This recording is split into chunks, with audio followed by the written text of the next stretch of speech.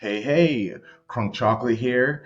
My guest here that I have with me is brilliant, very attractive. He got the salt and pepper. He's looking good. Mate, I'm trying to grow old gracefully. That's what I'm trying to do. Been disgraceful for so long. Now I'm trying to grow old gracefully. So you can help me. He's a Manc in the United States. This connection with him couldn't have been any more perfect, more opportune, because he uh, was at the UEFA Champions League final. He was in Istanbul. So he is our official Champions League correspondent. We plan on having a official Tokyo preseason correspondent and Shady Gang. We will even have a UEFA Super Cup correspondent. Big things here happening in Shades of Blue for you. Dan, please say hello to Shady Gang. You're a part of Shady Gang. Now you're on the other side of it. How Wow, I'm does it honored. I'm feel? honored. Hello, Shady Gang. Hello, the United States. I love it. That's the first time my name's been applauded. Let me tell you that. Well, it's going to be the first of many. Let's go. I'll try slipping in as many as times as I can in this episode. Uh, how are you? Thanks for being on. I'm doing great, and thank you. Thank you for having me. We spoke a little bit before we started to record. I want to thank you and the team for representing Man City in the United States. It's a thrill for me to see. You're very busy on Twitter. You're popping those podcasts out, the videos on YouTube. So I just love to see people connected and interested in Man City, interested in my town and my club. So thank you. Thank you for having me. It's an honor. It's what I've been talking to people, been doing a lot of the behind the scenes work, and what I personally need to do this mindset flip of even though we've been doing it for 2 years now, there are Hmm. a lot of shows that started after us. So we're really in this spot where we are, oddly enough, not an OG, but like we're technically like yeah, Trailblazer, we're an trailblazer. expediter. We're that third, fourth, fifth year pro, not quite a veteran, but very much not the young pup anymore.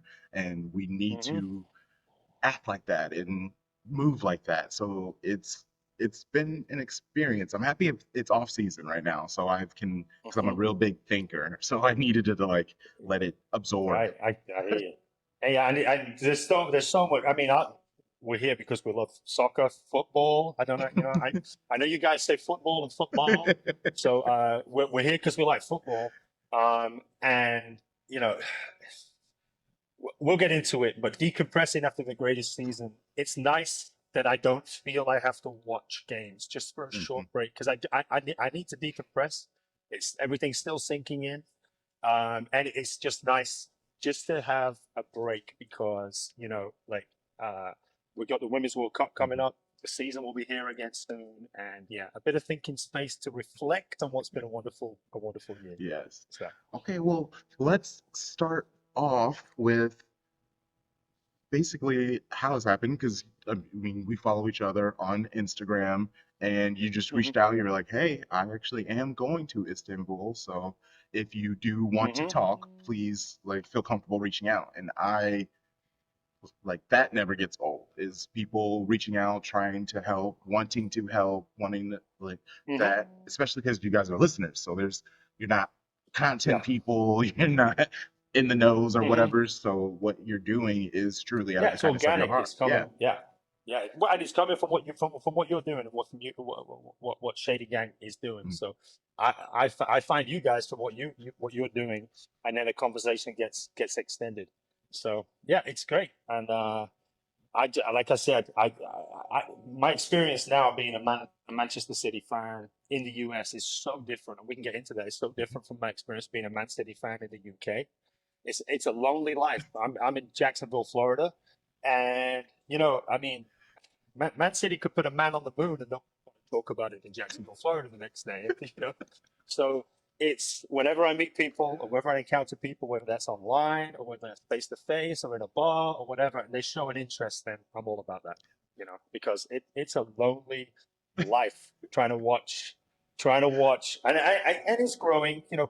People take more of a passing interest in soccer now. I think it used to be seen as this sort of European effeminate Hmm. pursuit, you know, and that's definitely changing. The respect for the athleticism of soccer players is growing, and I feel that just in the 9 years I've been in the US. So it's growing, but it's still it's still a lonely life at times.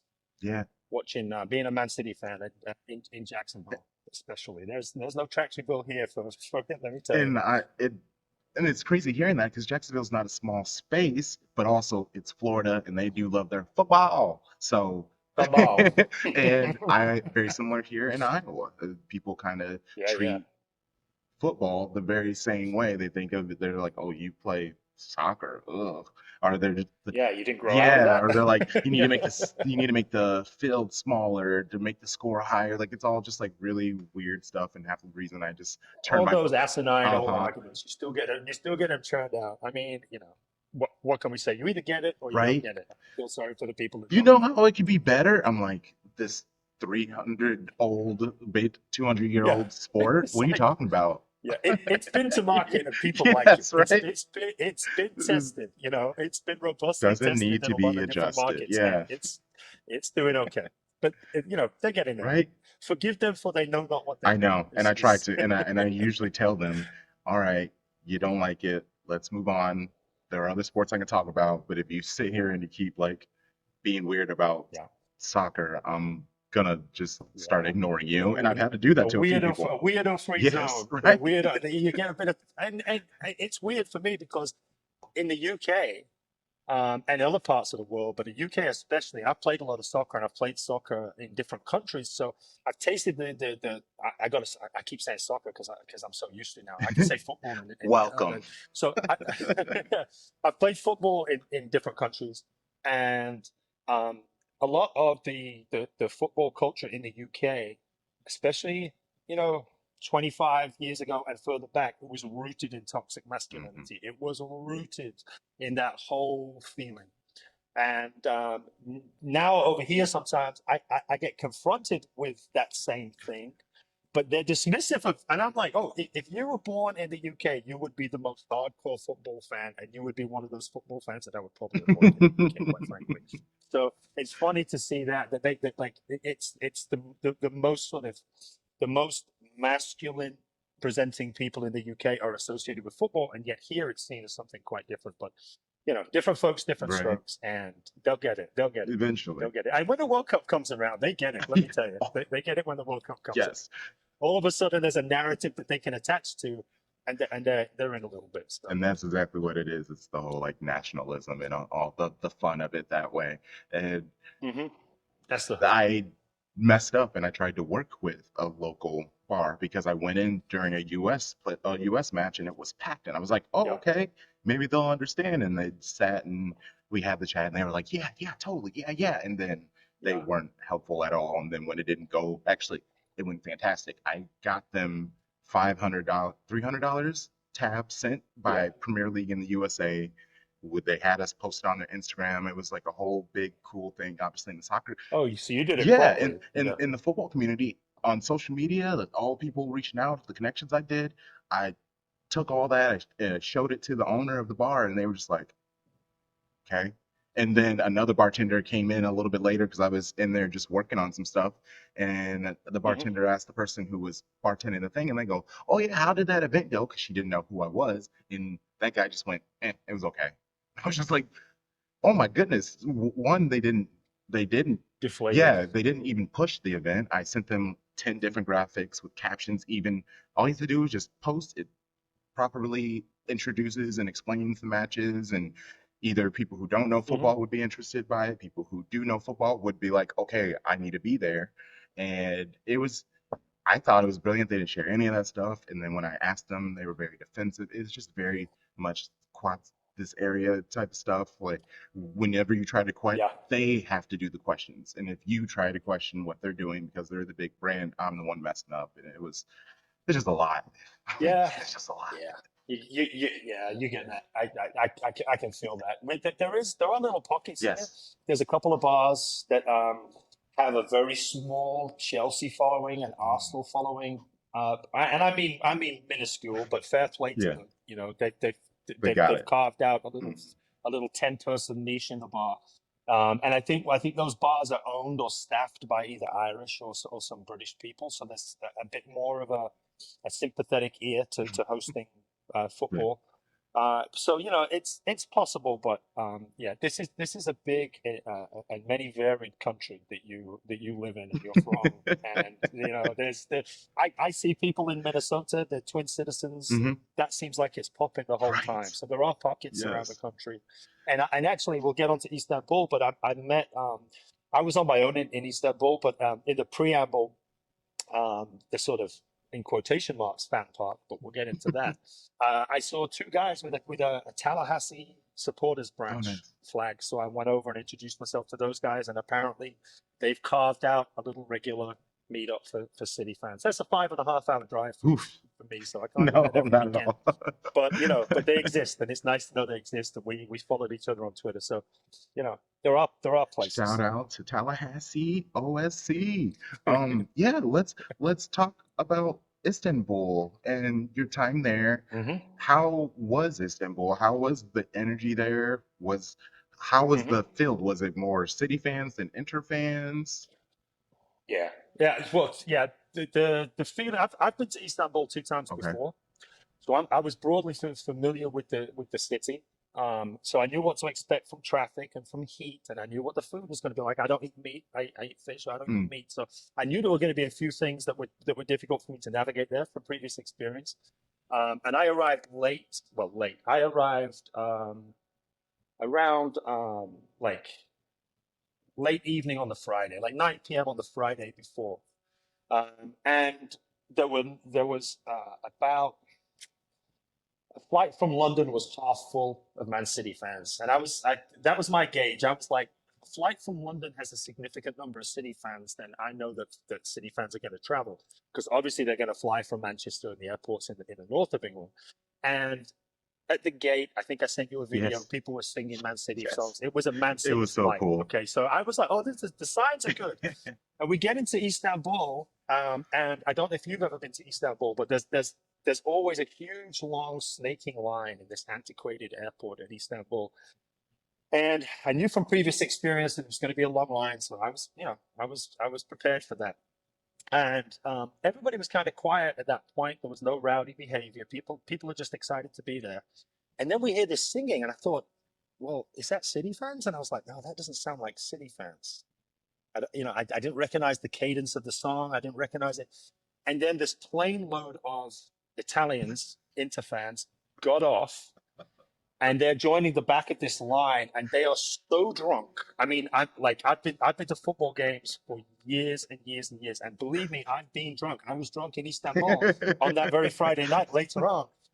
But I mean, there's the drunk that you could be in a bar, and then there's the drunk that you could be on a plane and in an airport, and they were not airport drunk. They were 2 a.m. bar Oh, drunk, impressive. and they are barging in the passport line, like breaking, trying to cut the line. And one guy put a cigarette in the passport line, and people are going crazy. I was like, this is the best thing ever because the world thinks that British soccer fans are the scum of the earth, and that all we do is travel around the world and smash it up and drink beer and sing bad songs. And these, sophisticated looking Italian gentlemen were behaving like the hooligans. So I was like, well, this is the PR for Man City is 1-0 at the moment. And I was sub in line with two kids from California who were finishing up a backpacking trip of Europe. They'd started in London and they spent like 2 months backpacking all the way to Mm, Istanbul. And coincidentally, they'd been on the flight with the Italians. And they said the Italians, because the Italians had caught a flight from Bucharest, Romania, and they'd opened up a bottle of whiskey on the flight, and they were drinking the whiskey. And the flight crew were telling them, "You can't drink your own alcohol on the plane," and they were just so apparently they went for it. So that was my first experience, and I thought at that point that it was going to be yeah, troublesome I bet. because like I said, I've watched football in different places. I've been in some sketchy situations in Russia, in Croatia, in different parts of the world where it can go south pretty quick. So I thought, oh, maybe Istanbul is going to be a little bit edgier than you would want. But that was as edgy as it Mm, got. The guy lighting up a cigarette and being a buffoon in the passport line was as edgy so as it funny. got. And then when I got to the city, it was all dark, but big city, there's always going to be something to do. And there were just pockets of City fans everywhere. it wasn't like I wasn't staying in the area where I think I sent you the video Hmm. later that I made it to. I'll mention that in a minute. So I was staying just a little bit outside where the chaos was, if you like. But there were just city fans in every restaurant, little pockets here, there, and everywhere. And that was a nice feeling because I was like, it's so fun for me to go to Istanbul's about as far away as you can go to watch a Champions League final. Um, to go all that way and to see the city dominated by Mancunians and Man City fans was a treat. And that's the point when I was like, oh, this is going to be fun. This is going to be fun. This isn't just like a normal game. There's more people here, so that was good. Yeah. I checked into my hotel, was starving. It was probably around 11 o'clock at night by the time I even got onto the streets. I found a little bar. There were some City fans there, but they were closing up. And I was just like, oh, this isn't quite hitting to where I wanted to Hmm. hit because I was so excited. And I was like, oh, it's fizzling out. And then I went on Twitter or I went on Instagram, I forget, because I was killing time. And I saw that it was chaos somewhere. So I was like, I have to find my people. I have to find I wherever that's know it's happening. around, just where is it?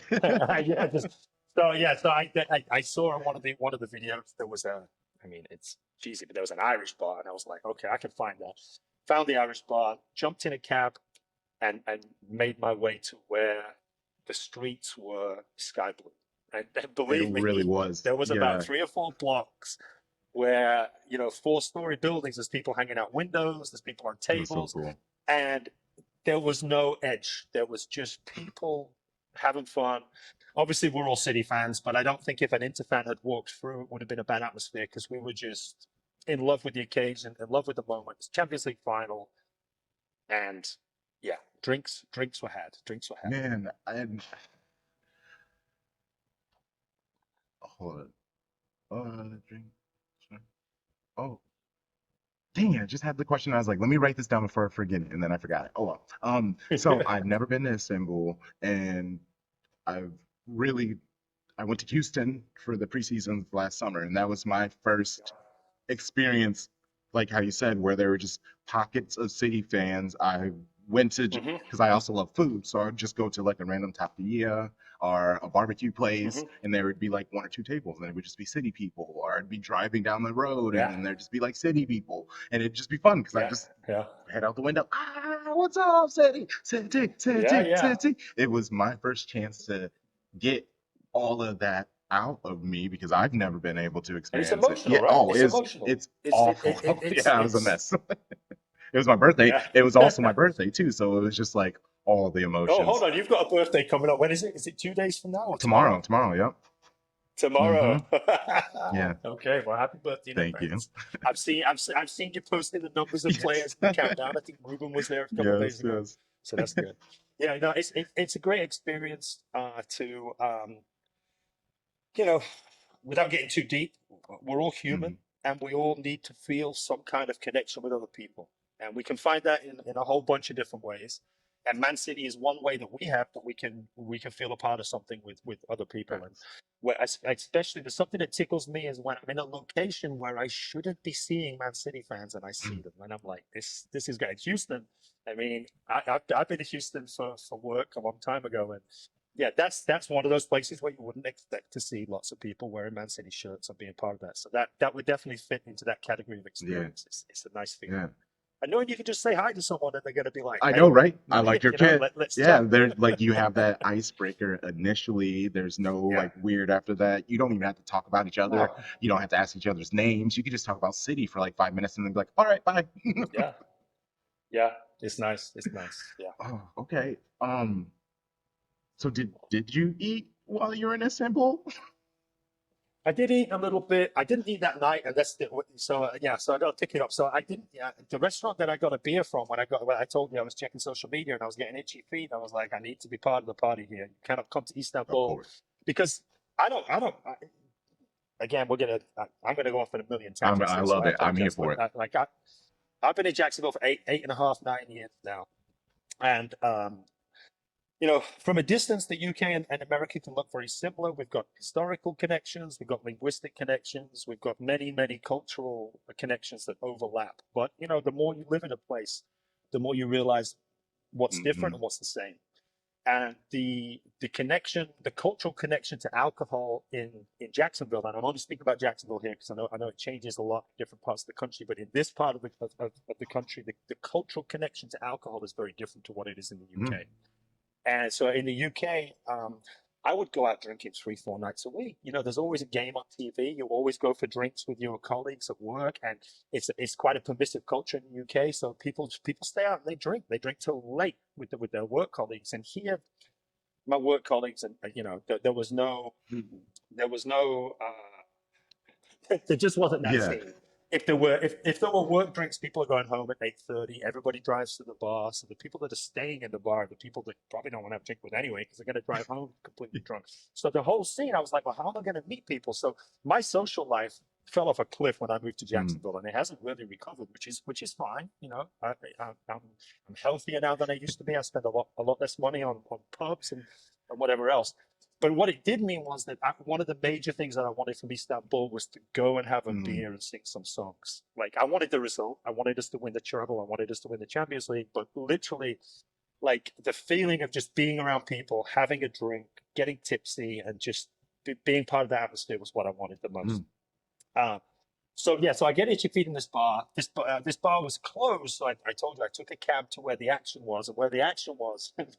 Good luck trying to get a drink, let alone getting food in one of these places. I mean, it took like 25 minutes to get served in Oh, a I bet. bar, and then when I did get served in a bar, I'm buying someone else a drink because they've been waiting 30 minutes, and you're trying to do people a favor. So I got very tipsy very quickly, and my tolerance for alcohol is very different to what it was back when I lived in the UK. So I got pretty trashed. I got pretty trashed pretty quickly on an empty stomach.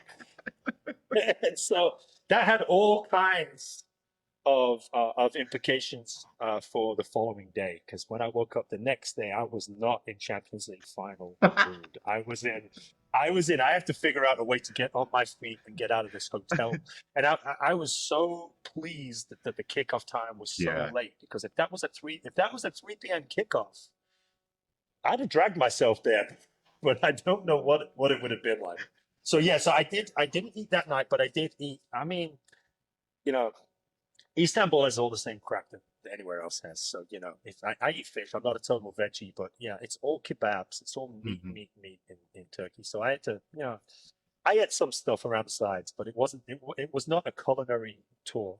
This trip was not a culinary tour for me. So- Let's say. and that's what I love. I am a big food person. So whenever anyone goes anywhere Same, else, same. I'm just like, please send me photos. The last interview that we dropped with Tamara Griffin, she's in New Zealand and Australia right now for covering the World Wow. Cup, and she also is a food Right. writer. So already she's posted some of the like Oh, best. man. So she's taking more than one Yes. box. Oh no, Yeah, it's she's great. a maverick truly. But some of the photos that she's posted, I'm just like, what is this? And it's some of the coolest stuff. And Right. yes, also with me living in Eastern Iowa, it's just heavy Midwest meals. So even Yeah, even yeah, our yeah. like fancy places are still just kind of they're getting there, right? So yeah. Yeah, they're getting there. Yeah, I can Oh, relate. But yeah, but no, the food in Istanbul is great. And like I said, because of the times, and because I've been to Istanbul before, I wasn't looking for an Istanbul yeah, you experience so wanted the much as I city was looking for a experience. Man City experience. Yes. I've seen the big sites, so which was great because I didn't then feel the pressure, Mm, to true. go to the bazaar, Yep. to go to the Blue Mosque. I'd seen that kind of stuff before, so that meant that this was an in and out trip to soak up the atmosphere. Okay, so the match, how was it getting to the stadium? How it was Oh, it? okay. Now for the Yeah, bad part. because I feel like this is kind of the story of the Champions League final every single year is fans trying to either Yeah. get to the stadium, get in the stadium, sit Mhm. in their seats. It's always something. Yeah. I mean, it was atrocious, and um, I didn't expect to feel sympathy for the Inter fans, but I'd have hate to have been to that game, to been at that game, and to gone through that experience and then had my team lose, because it would Mm, have left a bad team in the mouth, mm, a bad taste in the mouth. Um, the game kicks off at 10 at night, right? And there's a huge again, in quotes, air quotes, there's a huge fan park right outside the stadium. So my initial plan for that day was, get up, get some food, go see some, go and get a coffee and just, soak up the vibes, and then head over to the fan park nice and early so there's no issue for me getting to the stadium. Well, the fan park was about 9.9, 10, let's call it 10 miles away from where I was Mm. staying. So I walked down to the shuttle bus area, which was about a 10-minute walk from where I was staying.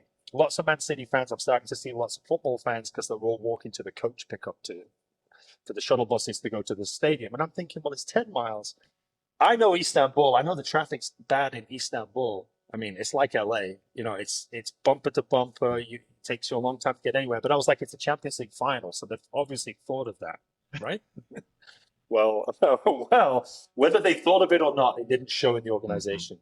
So what was waiting for us at the shuttle bus stop? It was well signposted and all that kind of stuff.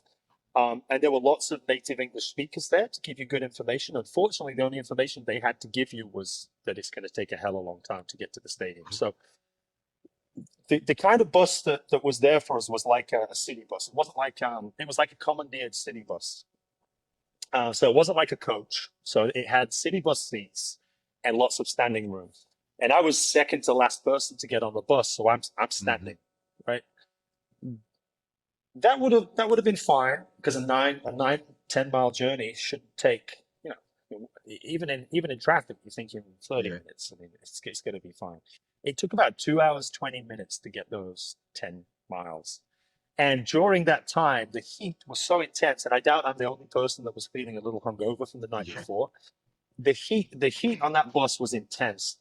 Um, there were no toilets on the bus. Like I said, it was a commandeered city bus. It wasn't like a Mm. coach with, any kind of facilities. So there was a couple of guys who were peeing in bottles because they just, they couldn't physically get off the bus, and they'd been on the bus for an hour 30 by that point. And everybody's checking their GPS, and we're realizing we're not even that close to the stadium. So it took about 2 hours 20 minutes to go to 10 miles. By which time everybody's dehydrated. A few people have had to pee, like I said, and everyone is just thoroughly fed up because, like I said, it was standing room only. But you know the kind of standing room when there's other people standing, Mhm. so you can't even Mhm. like stretch your back. You're stuck. You kind of zen it out. You're trying to zen it out. But about 3 miles from the stadium, um, you start to see Man City fans like walking on the shoulder of the freeway, and I'm like, this is not a good sign because these people have jumped off buses. Like this is not good. So like as we get closer, about 3 miles out from the stadium, you start seeing lots of people like walking on the side of the streets, walking on the hard shoulder, and it's all kind of ramshackle there. It's like that there's sort of like people cutting through fences because they can see the stadium, but if you walk on the freeway, it's going to take a long time. So you could just see this kind of chaos happening. Um, so it took a hell of a long time to get to the stadium. When we get to the stadium or the fan park, I'm going to keep doing air quotes for the fan park because I'm telling you. So I'd heard that they'd refurb the stadium, and apparently they have. But the approach to the stadium is like gravel. And I don't mean gravel like someone's fancy driveway. I mean gravel that's like one chunk is like a pebble and the next chunk's like half a Mm. brick. Like if you're not watching where you walk, you could trip over or hurt yourself or whatever. So the whole floor of this fan park was just like this chopped up gravel that's kind of like, you know, kind of dangerous really, especially when you've got tens of thousands of people drinking and jumping around and doing all sorts of stuff. That was like kind of off. And then we were promised food and we were promised drink. There was no water available at the fan park by the time I got there, which was Well, probably about 8:30, 8:45. So there was no food and no water. When I say no, I'm exaggerating slightly, but there was a very complicated ticket system. You had to buy a ticket, which was your right to get food, and then you would join another line to actually get your food.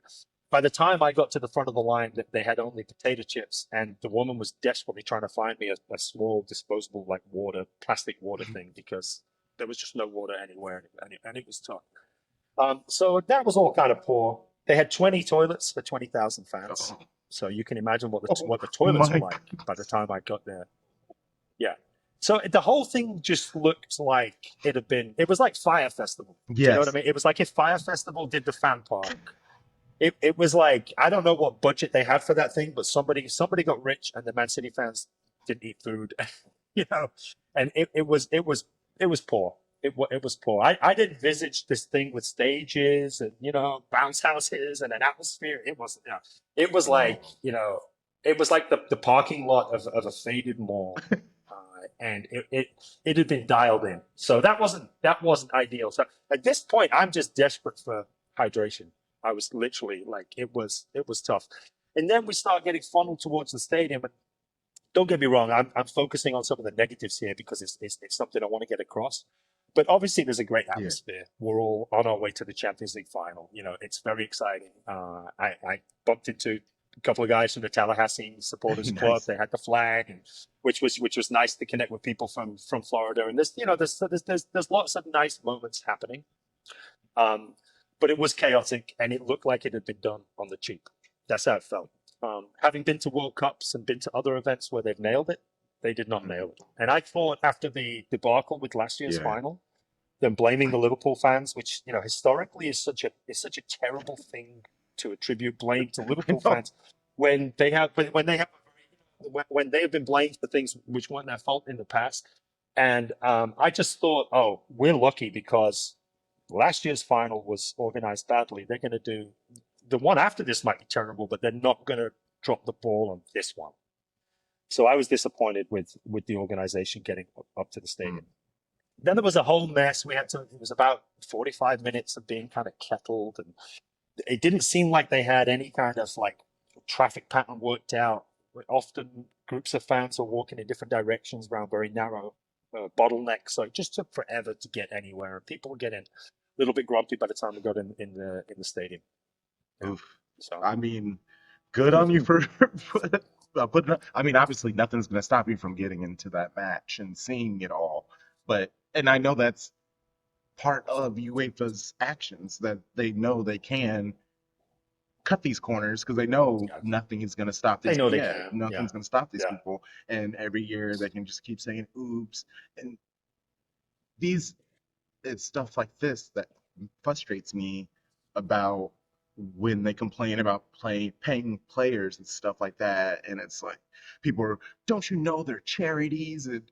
The way that people find ways to yeah. stick up for these giant football Oh, associations is yeah, just so weird. And I get that these athletes make more than us, but some of them don't make much more than us. And for some of them, the national yeah, team is their and chance to this actually make a chunk of money for in their life. correct, correct. Oh yeah, and without getting Yeah, too yeah, deep into of course. politics, there are people that own things and there are people that work.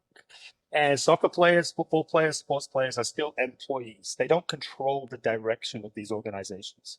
The fans certainly don't control the directions of these organizations. So there are people that own the means by which we get to enjoy these things, and ultimately they're the decision makers. Yeah, the whole it's what those organizations and organizations like them, not just in football, but in society, like to do is to turn the one against the Hmm. other. And soccer players are an easy target because they can look out of touch sometimes. They can look brash. And the truth is, they're richer than a lot of other people, 99.9% of other people. But that doesn't mean that they're in control of the narrative and direction of these things. They are still employees like other people. So yeah, yeah. These bodies, these companies, organizations should be held to account because they, by fair means or foul, FIFA, UEFA, and other organizations, they have wrested control of the game. They are guardians and custodians of the Hmm. game, and they run it like a used car dealership. Honestly, that's how I feel. And They talk a good game, but when it comes to actually, where the rubber meets the road, they show where their priorities are. And one thing that was very commonly observed by the people that were sat next to me was that every single part of the organization that was on camera was done to the second. It was perfect. UEFA presents a packaged product for television hmm consumption, and the fans are there just to create a bit of hmm atmosphere on the TV. Everything that was on TV, they managed to organize all that stuff perfectly. Everything that wasn't on TV was less so. That was my take. Oh man, So I could. Okay, so you're finally in the match or in the stadium. yeah. Did Mhm. how? I assume the first thing you did was get hydrated, right? It was very difficult. I bought two little I don't even know how to describe them. About this big plastic containers of water that cost me about €8 or €9. So that's like Oh 12, wow. $10, $12 for two. So I did buy. I got a couple of little waters. I start to get hydrated, and the tradition in the UK in England is to get to a game 5 minutes before kickoff. If you go to the Etihad 5 minutes before kickoff, that's when all of the regulars are trying to get in. There is no culture in the UK of getting in the stadium early. In lots of other countries, that's a big part Hmm. of the culture. But in the UK, you stay in the pub until the last possible minute you can before getting into the stadium. So this was the first time I've been in a stadium 45 minutes before a Mm. game.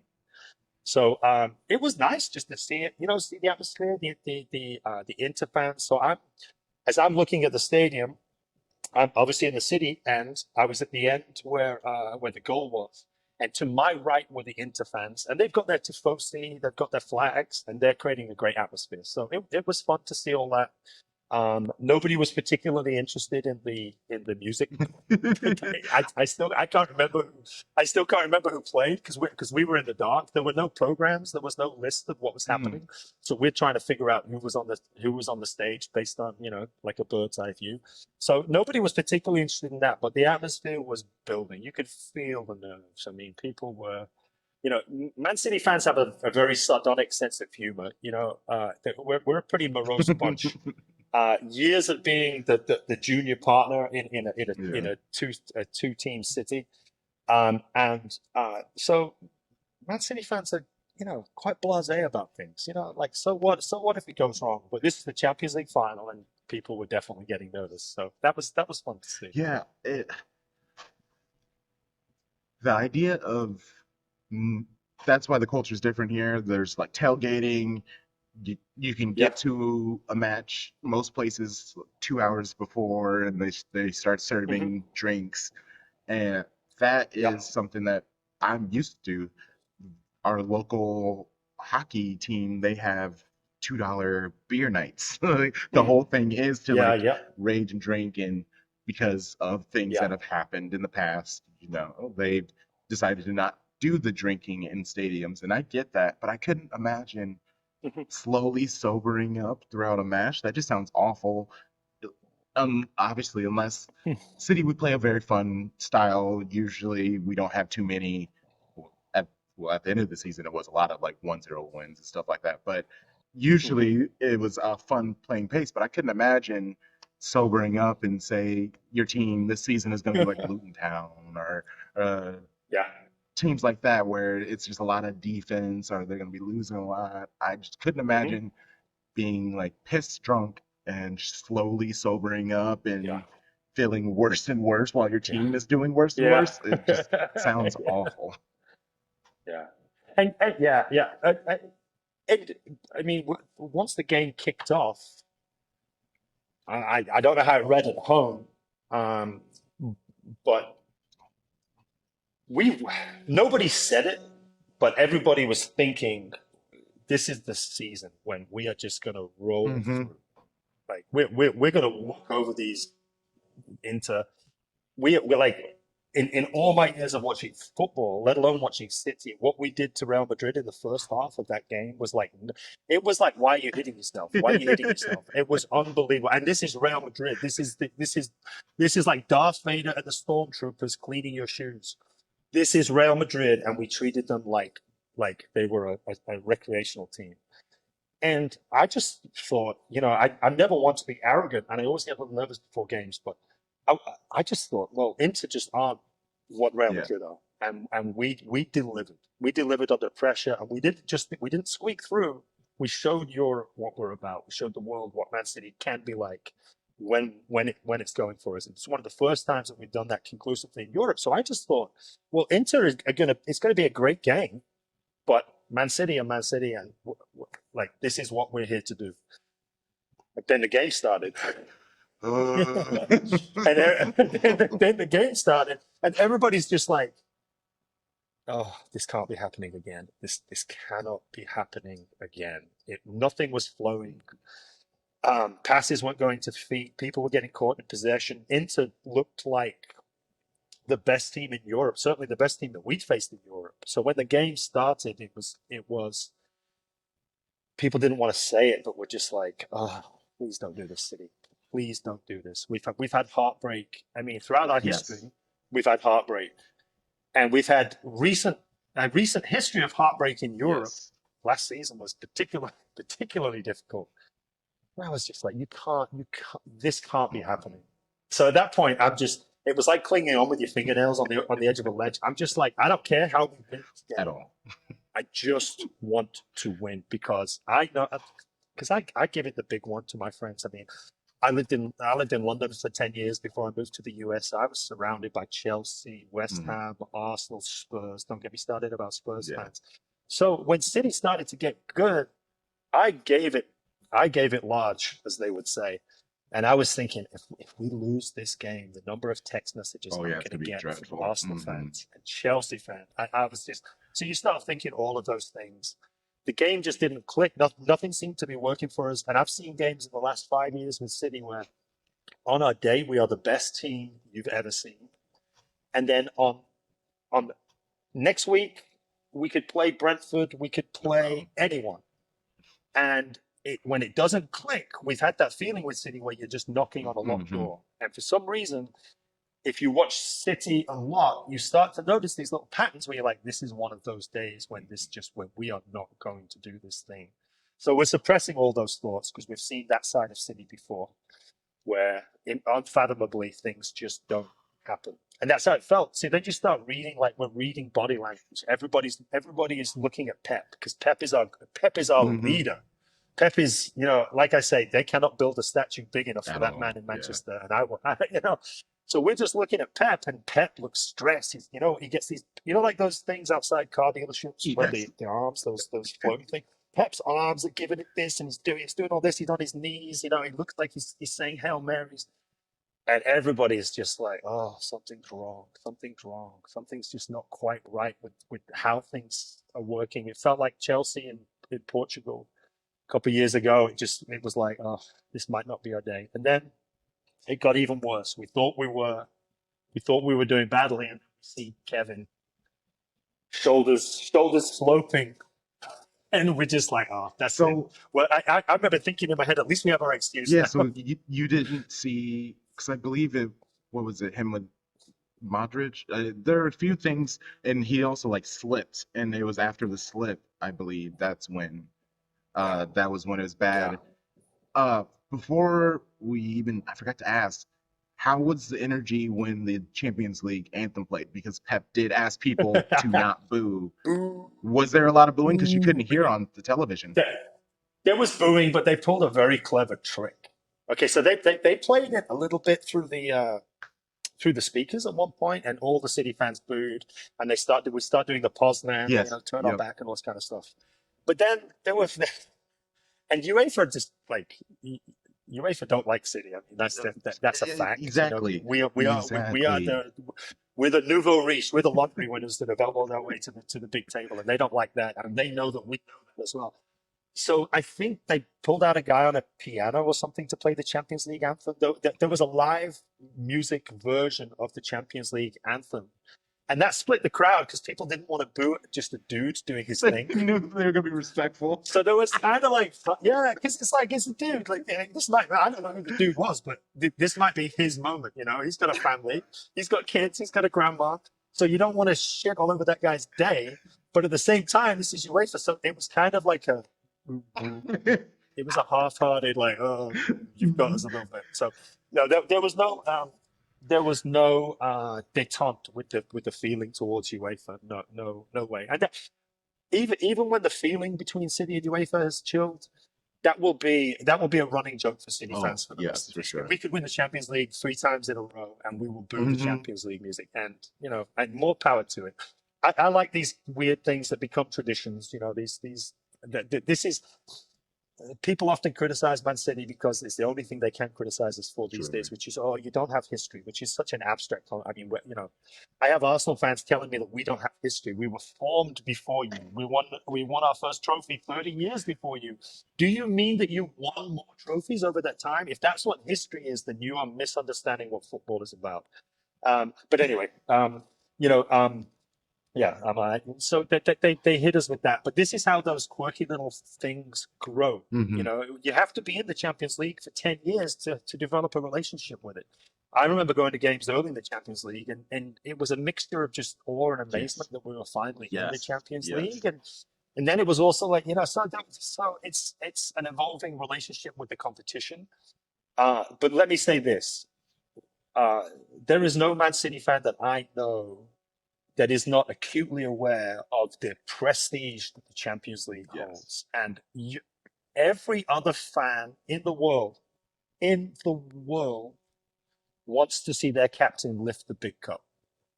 And so, despite all of the antagonism towards UEFA, um, we all wanted to win that damn Oh, thing. hell We yeah. wanted to win the For big cup. sure. You know, that was a redemptive arc, and we were the lead in our own movie that day. So And like you were saying, I remember because I the first time I became a City fan was '01, and then it was about 2009. I actually it was specifically 2009 was when I went all in because that's when I yeah, made my Man City account.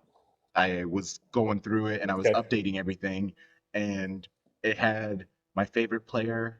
Oh man, who was it? Because it was somebody who wasn't even on the squad anymore. I wish I could remember who it was. I had to change it, and I was like, oh, why didn't I take a screenshot of it? And it was like 2009, and I was like, okay, so 2009 was that was when I was like, I'm 1,000% all in. I'm wearing shirts all the time. I'm buying all the stuff. And I do remember them making it in the Champions League, and I was like, oh my God, we have a chance to play hmm like Real and Yeah, Barca for like fun.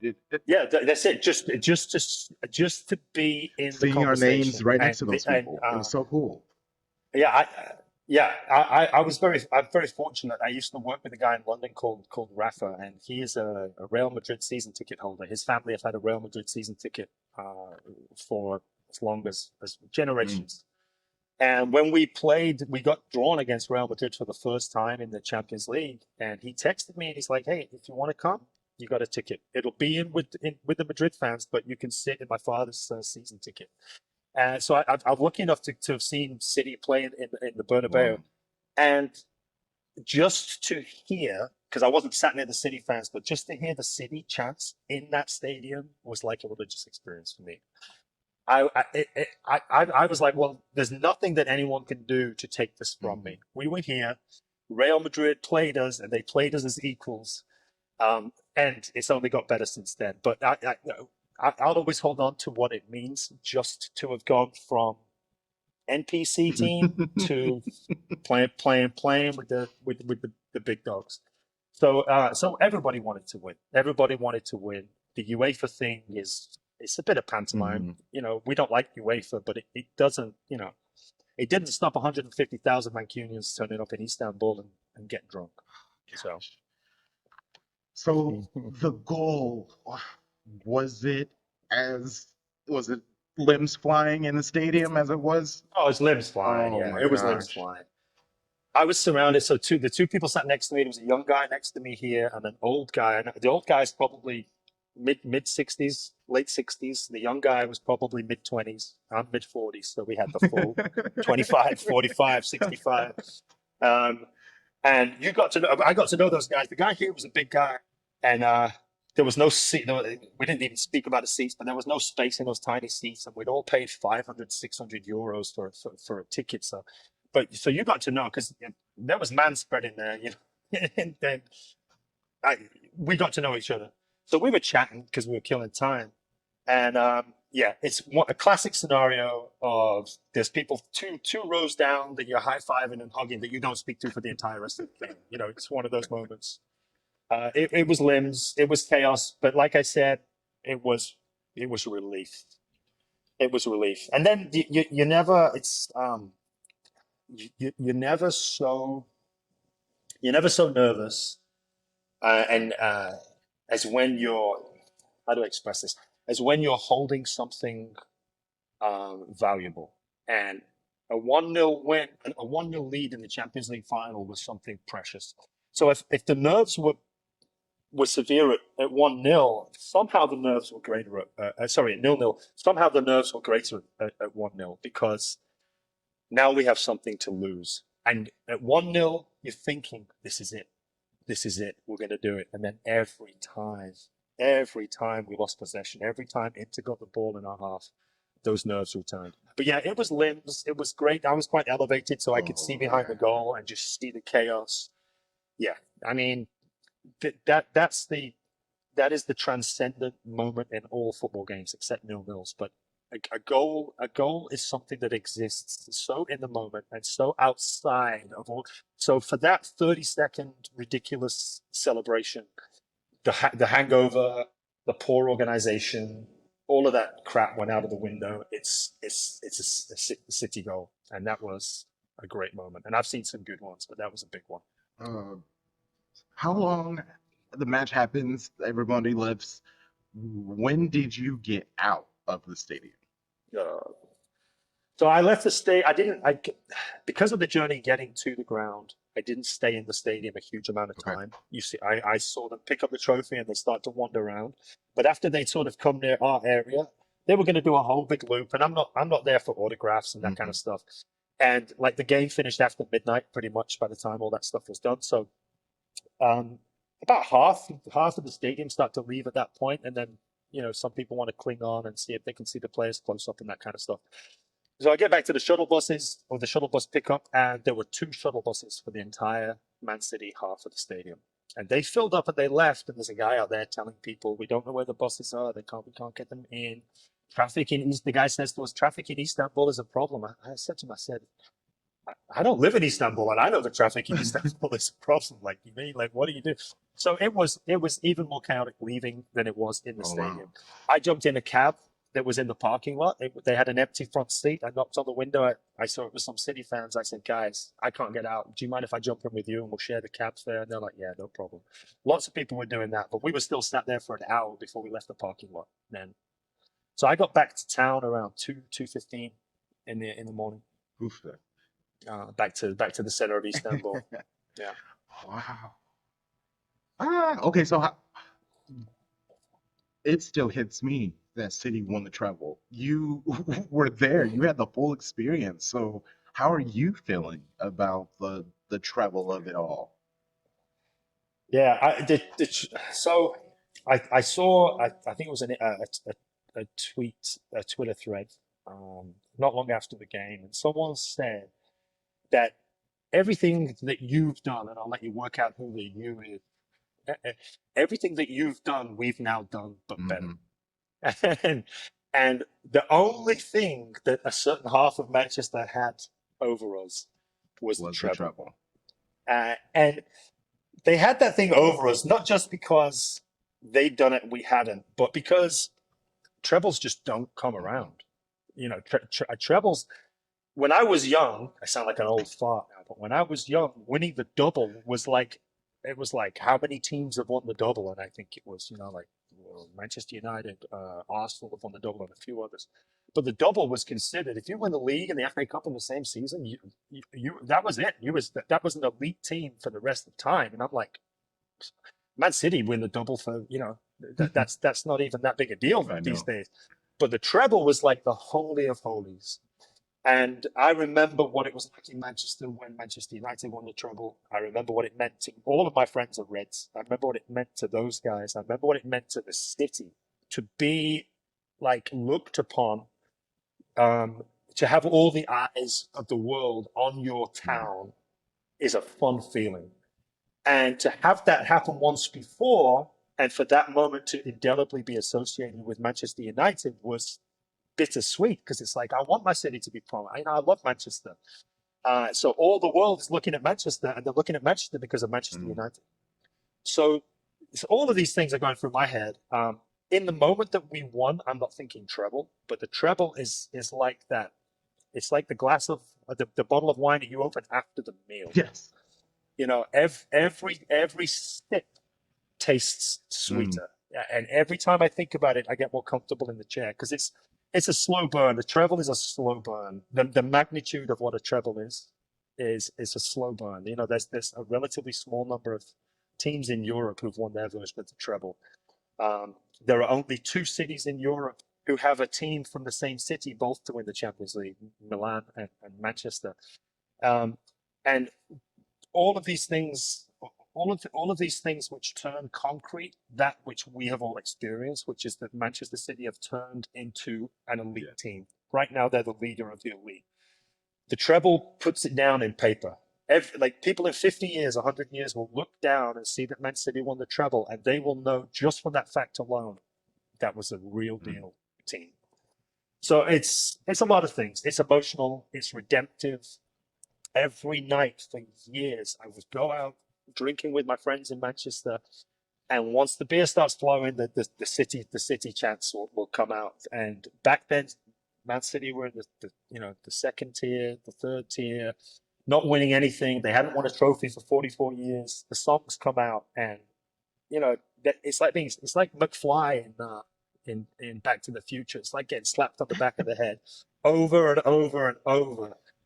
Well, let me tell you, it went very quiet after Manchester City won the treble. Because what can you say? Like, what can you say? You know, we'll go back to being an average team again because the That's how it tides come works. in and Yeah. the tides go out. But we got there. We got to the pinnacle, and they may have thought. When I say they, I mean the Reds. They may have thought, oh, they'll win a Premier League, maybe they'll win a FA Cup. They never thought we'd win the Oh, treble. They never ever thought we'd that's win what the Saf treble. specifically said. Not in my lifetime. And Not in my not in lifetime. my Yeah. Well, lifetime. I'm glad he's still alive watching this. His hair's getting a little grayer. His nose is getting a little Hmm. redder.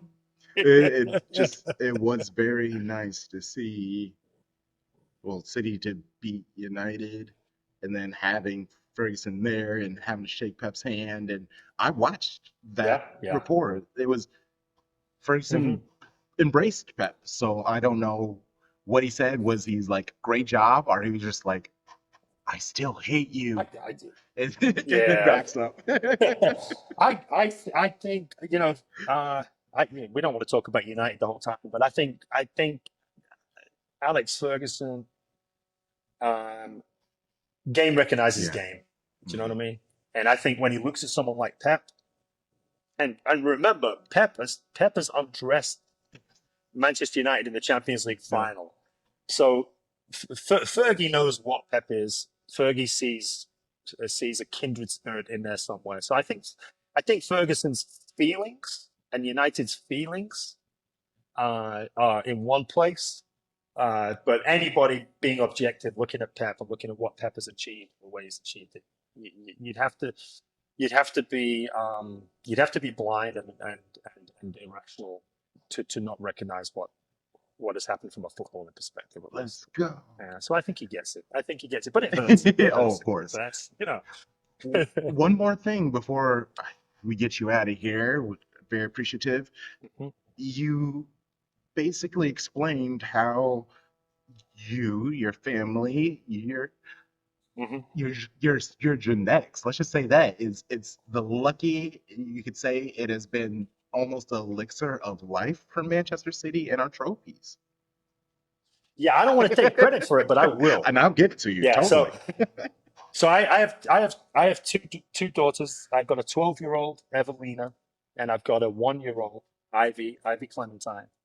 And at the time that Evelina was born, Manchester City hadn't won a trophy of any type for 30 plus years.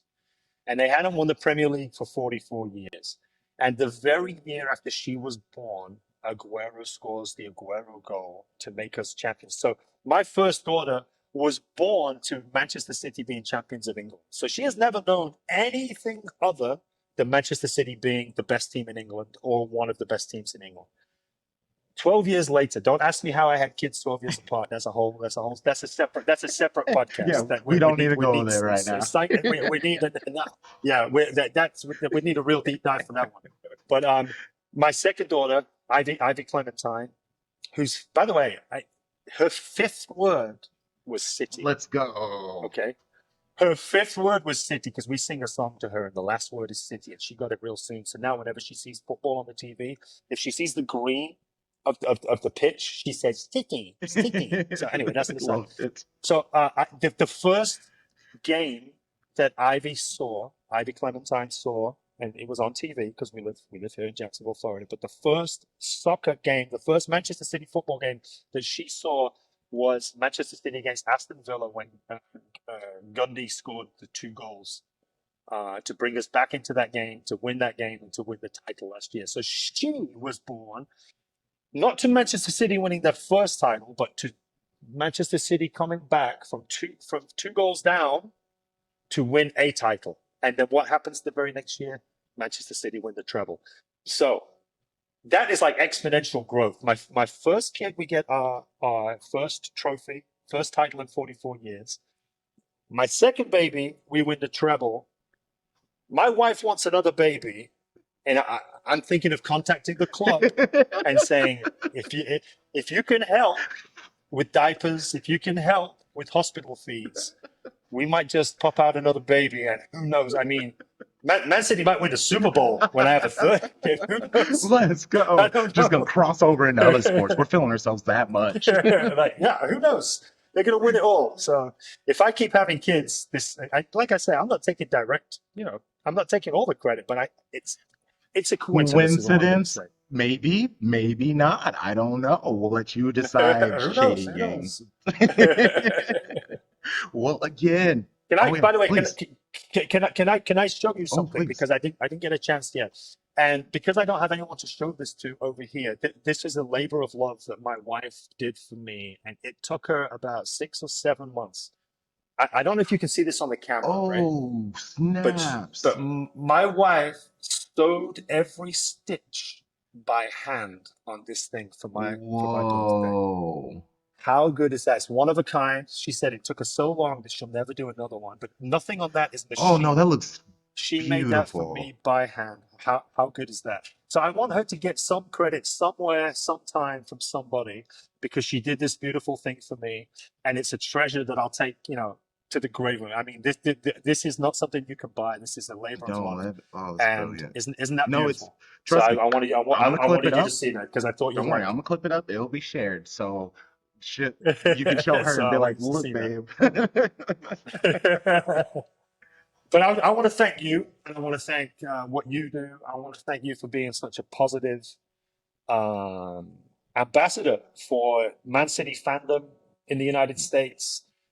We didn't get into it. We didn't get into everything, and I'm sure you and I are going to talk again Yes, off yes. camera, off record. I certainly hope that's the case. But this country, which getting serious, this country, like my country, is a flawed, a beautiful but flawed Yes. thing, And I want to say that I think it's wonderful what you're doing. I want to say that the way that you put the show together, the people that you have on the show, you're utterly ruthless in promoting Man City. The passion comes through. The way that you're doing it is what I like to see because we need as many different voices because this culture isn't one person's culture. This isn't even the culture of my city. This is a global culture, and the more varied the voices and perspectives that we get in football culture and Man City fandom is something that is very important to me. And I want to thank you for everything that you and the Shady Gang do because it means a lot. It means a lot.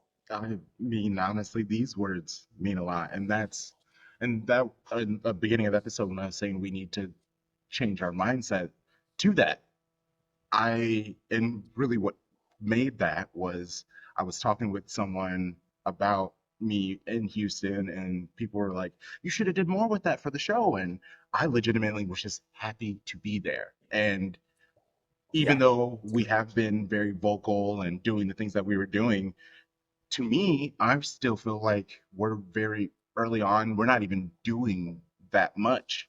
And so it's really cool to see that it's felt and what we're doing is felt because I still feel like we can do so much more. And So thank you, truly. Well, just by being a fan, just by being authentic, and just by experiencing it in your own way, you're already doing something. Mm, Not everyone can start a podcast. Not everybody is on the journey that you're on, and what you're bringing to it is extra, above and beyond.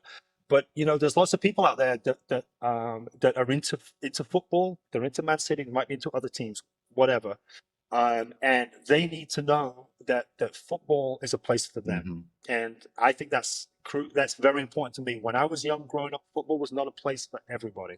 Okay, it was not. And there's a lot of there's a lot of residual snobbishness and elitism about people jumping on the bandwagon and mhm. all that kind of crap. And I don't stand for any of that. I think it's beautiful what you're doing. I admire, welcome, and I'm grateful for the passion that you show. And just that you're a Man City fan and you're experiencing it is all you have to do for me to feel that. But Mm. everything else you do is wonderful too. So, just by living it and experiencing it, you're doing something. So, Cheers, man. I appreciate that. Oh, got me all warm and no. fuzzy inside. Well, Shady Gang, give it up for Dan once again. Oh my Another goodness. round of applause. I'm getting used to this. I'm It's getting used to it. deserved. It is deserved, Dan. uh, yeah. Do you want to let anybody know how to get a hold of you if they feel moved by your words on social media? I mean, you can. Um, I am on Who Was Once Alone on Twitter. So if somebody wants to get in touch with me, they can. You know, I have some vituperative, combative political opinions, which we won't get into now. But I would absolutely love any Man City fans or anybody just to say hello.